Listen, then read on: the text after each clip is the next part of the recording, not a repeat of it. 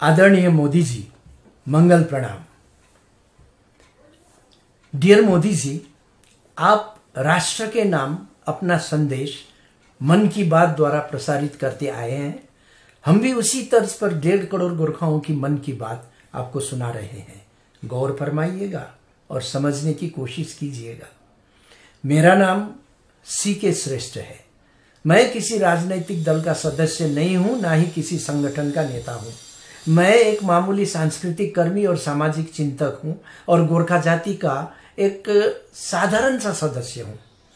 भारत के 1.5 करोड़ गोरखाओं की तरह मेरी भी यही आकांक्षा है कि भारत में गोरखा जाति को एक भारतीय राष्ट्रीय पहचान मिले और भारतीय होकर गर्व से जीने का अधिकार भी। दरअसल इसी बात को समझाने के लिए हम लोगों ने दार्जिलिंग से एक भाजपा सांसद सुरेंद्र आलूवालिया को भारी बहुमत से जिताकर भेजा भी था, पर आज तो वो खुद कह रहे हैं कि दार्जिलिंग के बहुत सारे गोरखा तो पड़ोसी मुल्क नेपाल से हैं। जब खुद के भेजे हुए लोग इस तरह हमें मिसरिप्रेजेंट करने लगे और हमारी ही जड़ें काटने में लग जाएं, तो फिर सोशल मीडिया से आपको डायरेक्ट संबोधन करने के सिवा और कोई विकल्प नहीं बचा हमारे लिए।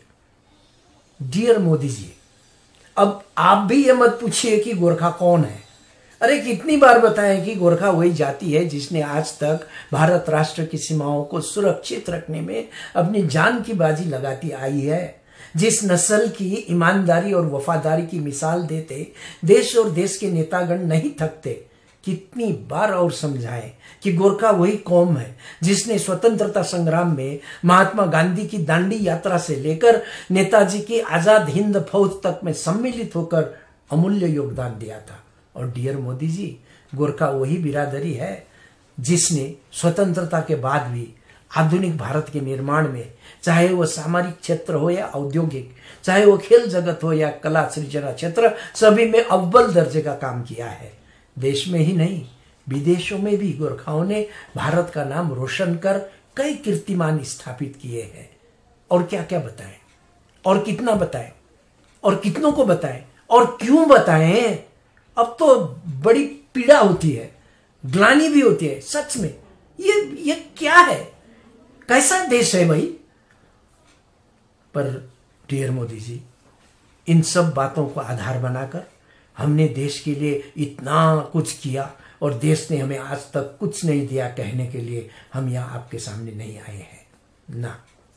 देश सेवा तो हर देशभक्त जाति का कर्तव्य है और इस सेवा की एवज में कुछ मांगना सरासर बेमानी है, ऐसा हम सोचते हैं। अपना देश है भाई, यह सेवा तो हमें हर हाल में करनी ही है। वंचित तो हैं, पर उस वंचना के लिए हम देश को कटघरे में खड़ा करने वालों में से नहीं है। हम देश की गर्दन को गड़ासे की धार पर रखकर अपनी डिमांड बनाने वालों में से नहीं है। डियर मोदी जी, कुछ भी कहिए, गोरखा देशद्रोही और एहसान फरामोश जाति नहीं है। डियर मोदी जी, पता नहीं 1.5 करोड़ भारतीय गोरखाओं के बारे में आप ये सब बातें जानते भी हैं या नहीं, पर दार्जिलिंग के 8-10 लाख गोरखाओं को तो आप जरूर पहचानते होंगे। हाँ, वो गोरखाओं का सपना मेरा सपना, क्योंकि ये वही जमात है जिसने सन 2009 में भाजपा प्रत्याशी जसवंत सिंह जी को लोकसभा चुनाव में भारी बहुमत से जीत दिलाई थी, जबकि वहां के लोग जसवंत जी को पहचानते तक न थे और भाजपा उन लोगों की पार्टी भी नहीं थी। यह भी सभी को पता है कि 2009 में दार्जिलिंग को तो छोड़िए, पूरे बंगाल में कमल का फूल तो दूर, पौधे तक नजर नहीं आते थे, पर भाजपा को जिताना तो था ही। क्यों? क्योंकि जसवंत जी ने चुनावी प्रचार में जय महाकाली आयो गोरखाली यानी गोरखालिन जिंदाबाद के नारे जो लगाए थे, जसवंत जी तो जीत गए, पर गोरखा जाति जिताकर भी हार गई। फिर आया 2014 और डियर मोदी जी, उसी दार्जिलिंग के गोरखाओं ने आपकी चुनावी घोषणा गोरखाओं का सपना मेरा सपना के ऊपर विश्वास कर फिर एक बार भाजपा प्रत्याशी सुरेंद्र आलूवालिया को भारी बहुमत से जिताया हाँ हाँ, वही आलूवालिया जो आज दार्जिलिंग के गोरखाओं को बेहिचक नेपाल से आए हुए लोग बता रहे हैं, और आप सभी इस बयान के ऊपर मौन व्रत धारण कर बैठे हैं। डियर मोदी जी, 2009 में लोकसभा में आप लोगों की बहुमत नहीं थी, हम मानते हैं इस बात को, पर 2014 की लोकसभा में तो भाजपा को भारी बहुमत मिला था, पर गोरखाओं के भाग में वही ढाक के 3 पत्ते, न 9 मन तेल हुआ, न राधा नाची। डियर मोदी जी, आपने गोरखाओं का सपना मेरा सपना कह तो दिया, पर हम लोग आज तक समझ नहीं पा रहे हैं कि इस घोषणा के पीछे आपकी मंशा क्या थी। क्योंकि आज आप ही के राज्यसभा सांसद स्वपन दासगुप्त भाजपा ने गोरखालैंड को कभी समर्थन ही नहीं किया कह रहे हैं। जो भी हो, गोरखाओं ने आपके वचन के ऊपर विश्वास किया था और आपकी पार्टी के ऊपर भरोसा किया था, और इसी भरोसे के चलते केंद्र के भाजपा नेताओं से फरियाद करने इस बार गोरखाओं के बहुत से राजनीतिक और अराजनीतिक दलों के नुमाइंदे दिल्ली चले गए थे, पर स्पष्ट जवाब कहीं से भी नहीं मिला। तस्वीर भी धुंधली और बेनतीजन ही रही। लेकिन इस बार कहीं ना कहीं परोक्ष रूप से ही सही यह बात खुलकर सामने आई कि केंद्र सरकार गोरखाओं के लिए एक अलग राज्य के गठन को लेकर उतना उत्साही नहीं है। जाने वालों को अनेक दलीलें देकर समझाने की और शांत करने के प्रयास किए गए, जैसे कि गोरखालैंड का क्षेत्र संवेदनशील अंतर्राष्ट्रीय सीमाओं से घिरा क्षेत्र होने के कारण इस राज्य की गठन से राष्ट्रीय सुरक्षा को खतरे की संभावना, और इस छोटे गोरखा राज्य के निर्माण से अन्य बाहरी राज्यों में छितरी हुई 1 करोड़ से भी ज्यादा गोरखा आबादी को प्रत्यक्ष फायदा मिलना नामुमकिन है, वगैरह वगैरह वगैरह। डियर मोदी जी, आप जानते हैं और हम भी जानते हैं कि बात केवल इतनी सी नहीं है बात। राजनीति में अनकही बातों का विशेष महत्व रहता है। दरअसल इस मुद्दे के संदर्भ में आप कुछ बोलना ही नहीं चाहते, ये आपकी बाध्यता है, क्योंकि आप एक राजनीतिक पार्टी से हैं, लेकिन हम तो मुक्त हैं, इसलिए लीजिए हम ही कह देते हैं।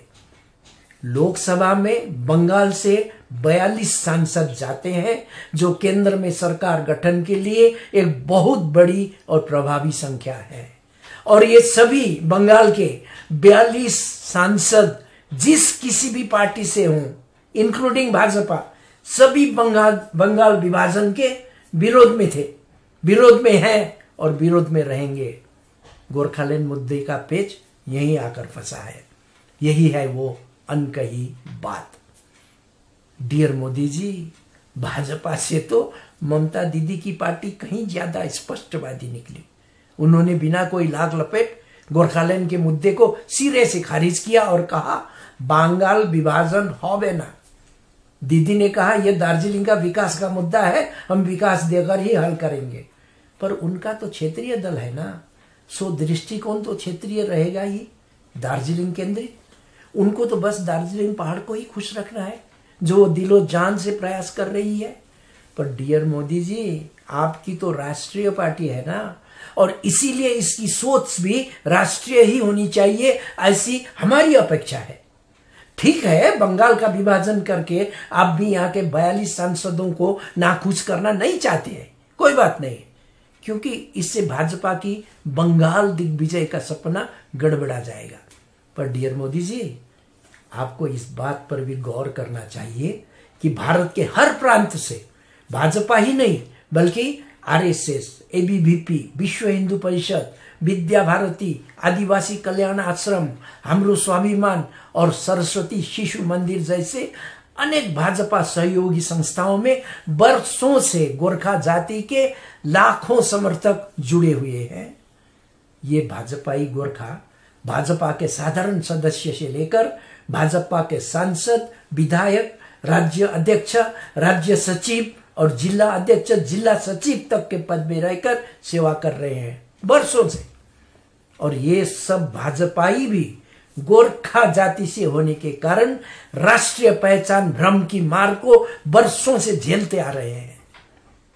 अब यह आप जरूर कहेंगे कि भाई हम गोरखालैंड तो दे नहीं सकते, पर गोरखाओं को राष्ट्रीय पहचान दिलाने के लिए हम क्या कर सकते हैं? डियर मोदी जी, ये बात तो आपको जरूर पता होगी कि संघीय गणतंत्र में गोरखा जैसे अल्पसंख्यक जनगोष्ठियों को राष्ट्रीय पहचान तभी मिलती है जब उसे राष्ट्रीय शासन में भागीदारी मिलती है, अ participation in the national governance. अगर गोरखाओं का अलग राज्य बनता तो यह भागीदारी मिल सकती थी, पर राज्य न भी मिले तो राष्ट्रीय स्तर पर कोई ऐसी संवैधानिक व्यवस्था की स्थापना हो जिसके द्वारा गोरखाओं को राष्ट्रीय शासन में भागीदारी मिल सके। सीधी सी बात है। डियर मोदी जी, शायद ये बात आप तक पहुंची न हो, पर भारत के विभिन्न प्रांतों से भाजपा और भाजपा सहयोगी संस्थाओं के पदाधिकारी भाजपाई गोरखाओं ने इसी मसले पर राष्ट्रीय चिंतन बैठक आयोजित कर गोरखाओं को राष्ट्रीय शासन में भागीदारी मिल सके, इस तरह के एक वैकल्पिक समाधान को प्रस्ताव रूप में ग्रहण किया था। इस समाधान में बताया गया था कि बंगाल का विभाजन किए बगैर भी भारत के 1.5 करोड़ गोरखाओं को किस संवैधानिक व्यवस्था अंतर्गत राष्ट्रीय पहचान मुहैया कराई जा सकती है। गोरखा भाजपाई सांसद, विधायक, राज्य अध्यक्ष, राज्य सचिव, जिला अध्यक्ष, जिला सचिव और भाजपा समर्थक बहुत ही संगठनों के जिम्मेदार गोरखा पदाधिकारियों के सहमति और उपस्थिति में यह वैकल्पिक समाधान का प्रस्ताव लिया गया था। यह प्रस्ताव भाजपा राष्ट्रीय अध्यक्ष अमित शाह जी, राष्ट्रीय संगठन सचिव शिव प्रकाश जी, बंगाल राज्य प्रभारी कैलाश विजय वर्गीय जी और पश्चिम बंगाल भाजपा अध्यक्ष दिलीप घोष जी के अलावा भाजपा के बहुत सारे शीर्ष नेताओं को दार्जिलिंग भाजपा अध्यक्ष द्वारा प्रेषित हो चुका है। डियर मोदी जी, हमें अति खेद के साथ कहना पड़ रहा है कि इस प्रस्ताव को भेजे हुए काफी अरसा बीत चुका, पर भाजपा केंद्रीय नेतृत्व की तरफ से इस तरफ कोई पहल ही नहीं की गई। ओके, गोरखालैंड दे नहीं सकते हैं, पर गोरखाओं की राष्ट्रीय पहचान के लिए अपनी ही पार्टी के लोगों द्वारा सुझाई गई वैकल्पिक समाधान में भी आप लोगों की कोई दिलचस्पी नहीं दिखती। यह वैकल्पिक समाधान संभव भी है या नहीं, इस विषय में बात करने की रुचि तक आप लोगों ने नहीं दिखाई है। इस रवैये से हम यह क्यों न समझें कि केंद्र में शासन करने वाली राष्ट्रीय पार्टी भाजपा को दार्जिलिंग का केवल 1 लोकसभा सीट के अलावा भारत के बाकी गोरखाओं से और कोई सरोकार ही नहीं। भारत के 29 राज्यों में फैले हुए 1.5 करोड़ भारतीय गोरखाओं की 100 साल से भी ऊपर की समस्या का समाधान का लोड दार्जिलिंग का 1 लोकसभा आसन के ऊपर डालना सरासर विवेकहीन सोच नहीं है क्या? अब आ रहा है 2019 का चुनाव। डियर मोदी जी, इस बार भारत के गोरखा भाजपाई असमंजस में है कि इस चुनाव में कौन सा मुद्दा लेकर मैदान में उतरे, क्योंकि गोरखाओं को आज तक भाजपा की तरफ से आश्वासन के सिवा और कुछ भी हाथ नहीं लगा है, और गोरखाओं के लिए भाजपा ने इस बार आज तक कोई एजेंडा तय नहीं किया है। और स्वपन दासगुप्त जैसे राज्यसभा सांसद और सुरेंद्र आलूवालिया जैसे केंद्रीय मंत्री के रहते गोरखाओं के हक में भाजपा कोई एजेंडा तय भी कर पाएगी क्या? बिना किसी ठोस एजेंडा के आपके गोरखा भाजपाई इस बार किस आधार पर वोट मांगने जाएंगे? इस चुनाव में गोरखा भाजपाई बिना हथियार के ऐसे सैनिक बने हैं जिसे युद्ध तो जीतना है मगर खाली हाथ, और खाली हाथ सैनिकों का जंग के मैदान में क्या हश्र होता है ये बताने की जरूरत नहीं। डियर मोदी जी, गोरखाओं का तो बस एक ही सपना है कि ऐसी एक संवैधानिक व्यवस्था की स्थापना हो जिससे राष्ट्रीय शासन में उन्हें भी भागीदारी मिले और उसी व्यवस्था द्वारा गोरखाओं को राष्ट्रीय पहचान भी पुख्ता हो जाए। डियर मोदी जी, भाजपा को अपनी प्रतिबद्धता दिखाने की और आपकी गोरखाओं का सपना मेरा सपना कथन को ईमानदारी पूर्वक साकार करने का यही एक आखिरी मौका है। ये बात आप समझ लीजिए। यही है डियर मोदी जी भारत के राष्ट्रभक्त गोरखाओं की मन की बात। जय गोरखा, जय हिंद।